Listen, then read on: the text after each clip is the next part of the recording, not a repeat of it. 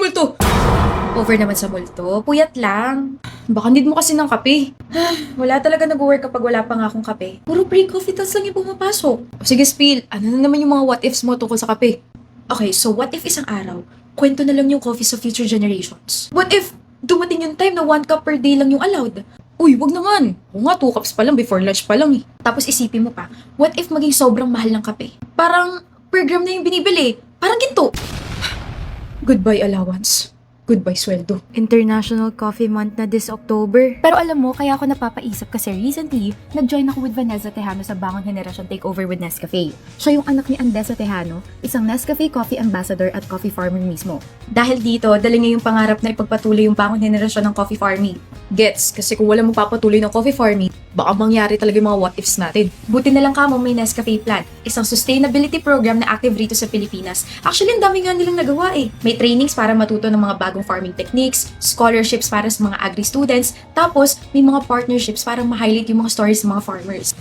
Kaya nga sa bawat cup ng Nescafe, hindi lang to pampagising. May ambag to sa kinabukasan ng kape at ng mga magsasaka. Kaya pala, legacy na talaga. Yes, at sa Nescafe Plan, hindi lang pangarap. May advocacy pa. Natulungan siya ng program para makapag-training na may modern techniques, educational support para lumawak yung kaalaman, and community programs para ma-boost yung confidence niya to share her story. Ano po? Kaya ngayon, isa na siyang boses ng kabataan sa coffee farming, inspiring young farmers to take the same path. Nakaka-inspire talaga. Mas na-appreciate mo yung bawat cup. Kaya guys, experience the journey of the coffee farmers and how the Nescafe Plan supports them. Punta kayo sa Nescafe Tasa ng Pag-asa Immersive Experience in 1 Ayala Mall this October 24 to 26. Magandang experience to kasi maririnig niyo mismo yung kwento ng mga coffee farmers. Panahon na para magkapit-bisig tayo at gisingin ang bangon henerasyon ng coffee farming. Cheers! May event ako today, so let's get dressed with me! Theme ng event is white or green, kaya yung bottom ko is white, and yung top ko is blue-green. Mukha naman siyang green. Nilagyan lang ng blue, so okay na yan. Wala tayong green eh. For my bottom, ito yung susuotin ko. We're gonna have a long skirt moment right here. Kasi gusto ko magpa-sway, sway, sway. Charan!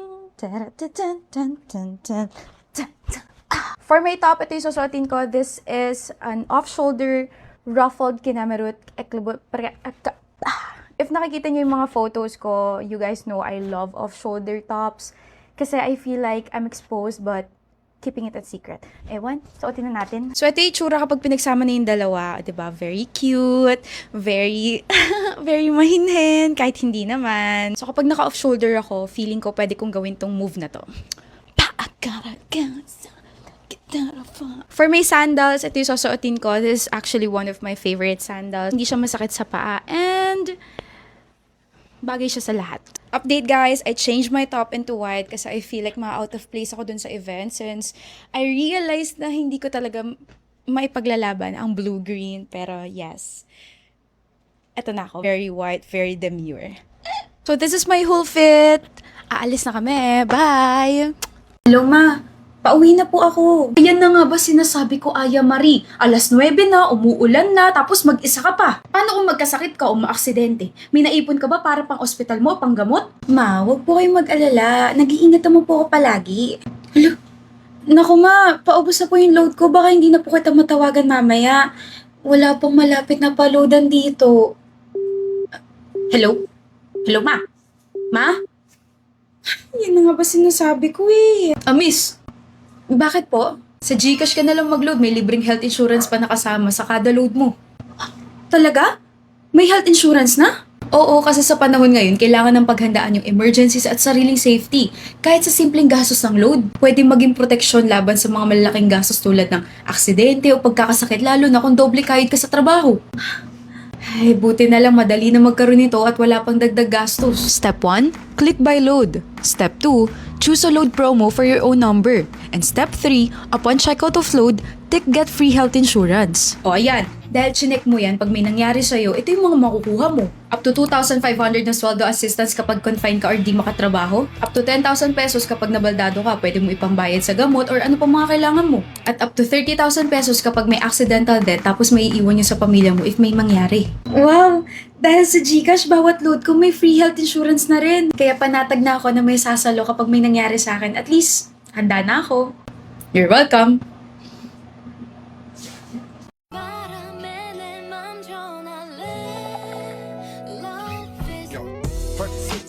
Miley Percocet, Percocet, Miley Percocet, represent, gotta represent, chase a chick, never. Zani, pasado ka! Pasado ako? Pasado sa next life. Pagsak ako, I have to retake the exam? Ini-eme ka lang yun ni Olivia, pasado ka, Zani. Panira ka, Ali. You know naman, nag-gullible ang ating friends, so stop making fun of her.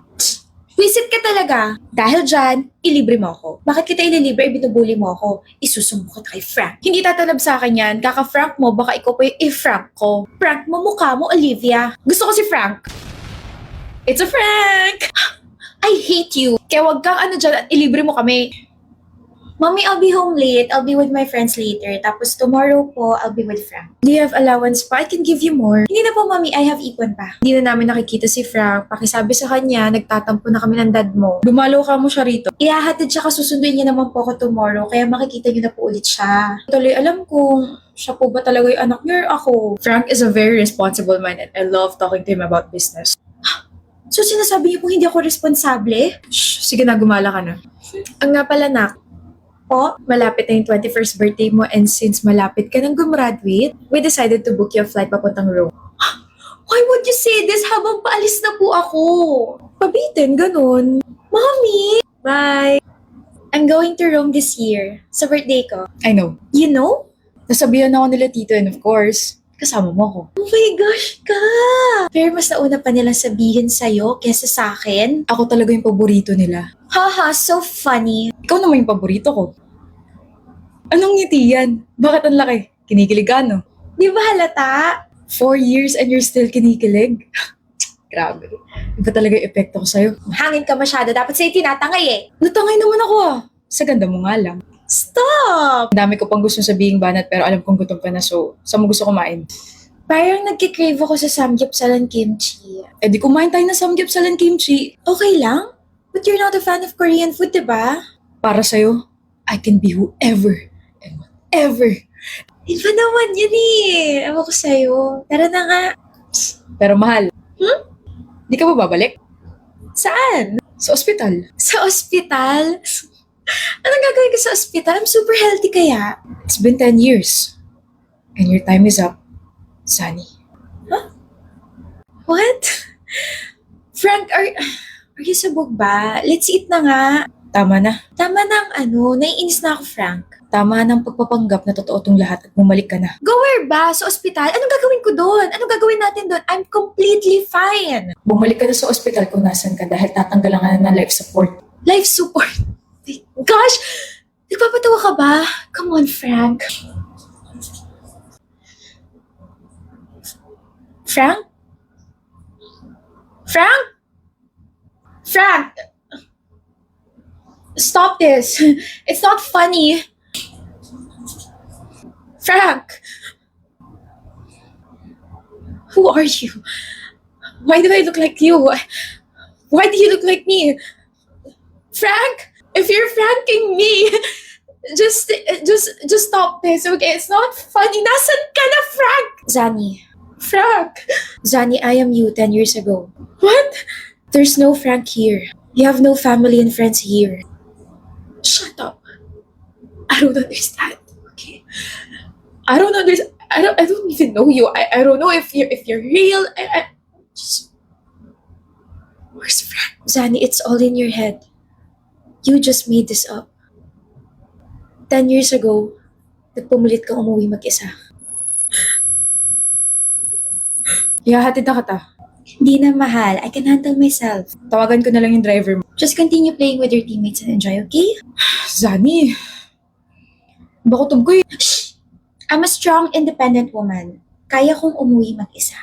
Zani! Gutom lang yan. I'll make it up to you. Malapit naman na yung 21st birthday ko. Makakapag-date na tayo, tapos makakapag-roam na tayo. Fine. Basta mag-ingat ka, okay? Tawagan mo agad ako. Update mo ako, okay? Love you! After your conversation with Frank, lumabas ka na school, tapos bigla ka nabunggo ng van, tapos na-comatose ka. Simula nun, pag-alagala na yung kaluluwa mo. Hindi ka papatay, pero hindi ka rin buhay. Yung damit mo, hindi yung suot mo 10 years ago bago ka na-aksidente. You never changed. Hindi humahaba yung buhok mo. Hindi humahaba yung mga kuko mo. Walang nagbabago sa features ng mukha mo. Your soul got lost and you created this fake world because you miss your friends, your family, and your boyfriend. Wala kang kinakausap kung hindi yung sarili mo. You've been wandering as a lost spirit. You failed to realize na may kailangan ka pang balikan. Have you seen yourself?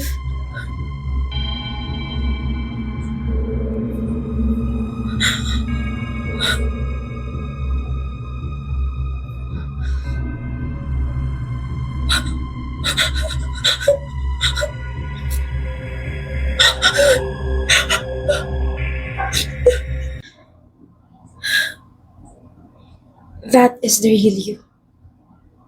Maputla at walang buhay. So to sum up everything,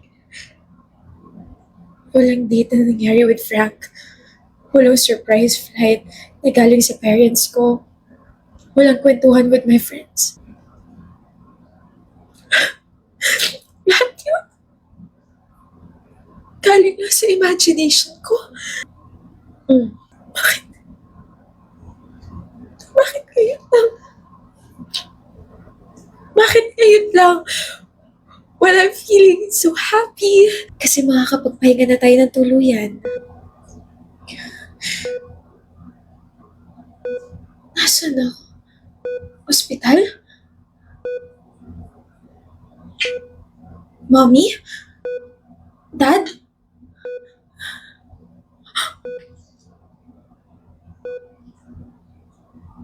Ako ba yan? 10 taon na simula nung nabangga siya ng van. 10 taon na rin siya hindi nagkikising. Pakiramdam ko hirap na yung anak natin. Nahihirapan na rin tayo, mahal. Dapat nung sinabi ng brain dead na siya, dapat pinakawalan na natin siya nun. Tayo na lang din yung naniniwalang magigising pa siya. Yung boyfriend niyang si Frank, napagod din sa kanya tapos kayo may fiancé na siya. Si Olivia, yung kaibigan ng anak natin. Tapos yung ibang mga kaibigan niya, they already moved on. Yung mga relatives natin, okay na sila. Tapos tayo. Nangangarap pa rin tayo magising siya. Baka pwede na natin siya pakawalan. Nilaban naman natin, di ba? Hindi naman natin siya pinabayaan. No! No! Nandito ako! I'm right here, Mommy! I'm right here, Dad! I'm sorry, anak. We're very sorry. We know you'll be in good place. No. Nandito pa ako. I'm still here, Mommy. Dad.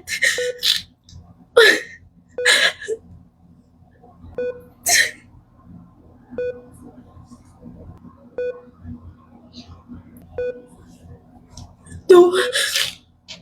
No. I'm still here. I'm still here. No!